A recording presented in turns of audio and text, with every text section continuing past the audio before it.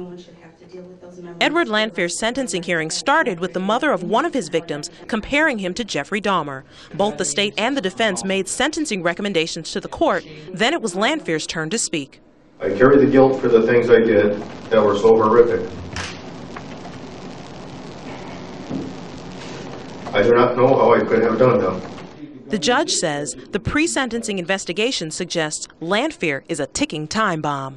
There's one sentence that stands out the most to me, and that's at the end where Dr. Nelson says, overall, Mr. Lanfear appears at a moderate to high risk for reoffending. Any chance for reoffending is too much. The judge describes Lanfear's crimes as someone's worst nightmare coming true, and he says the impact will not only affect their families, but the community at large. We want to be known as a good community where people can walk the streets and don't have to be afraid of walking the streets, that they're going to be subjected to some bodily harm or kidnapped or whatnot.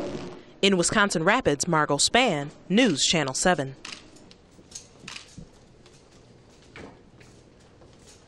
To review that, I've also provided copies to each of the respective. Supervision is 5 years, 0 months. To recognize that in this situation, the gravity. Maybe even our younger son, if he's given the stiffest penalty. Two is going to direct law enforcement right back to him in the same situation. The betting and the change. He has some obsessive compulsive tendencies. He was depressed. Client, I will address some of the things in the pre-sentence.